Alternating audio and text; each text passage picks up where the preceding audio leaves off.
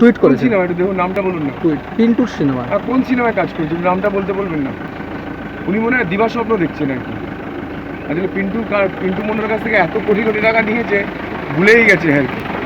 একটা নাম বলতে বলুন না যে পিন্টুর কোন সিনেমায় কে হিরণ চ্যাটার্জি কাজ করেছে। আর পিন্টুর কাছ থেকে 1 টাকাও যদি হিরণের অ্যাকাউন্টে ঢুকে থাকে, 1 টাকাও যদি পিন্টুর অ্যাকাউন্টে দেখাতে বলুন ওকে।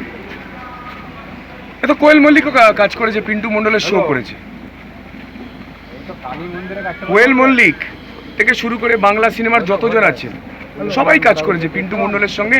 পিন্টু মন্ডল অর্গানাইজার ছিল, শো করে বেড়াতো। সেই শোতে কোয়েল মল্লিকের কাছে আমিও গেছি।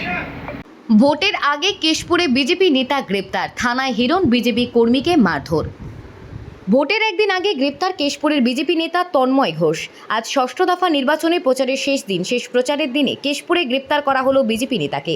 ঘাটাল সাংগঠনিক জেলার সাধারণ সম্পাদক তথা কেশপুরে বিজেপি নেতা তন্ময় ঘোষকে বেলা 12টা নাগাদ গ্রেপ্তার করে কেশপুর থানার পুলিশ।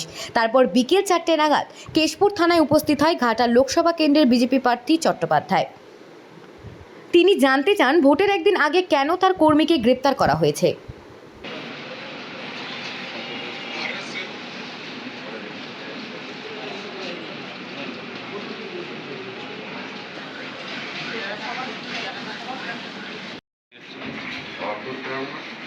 দেখছেন আমাদের তন্ময় ঘোষ, ওনাকে এতক্ষণ ধরে তদন্ত করছিলাম, জানি না কি তদন্ত চলছে।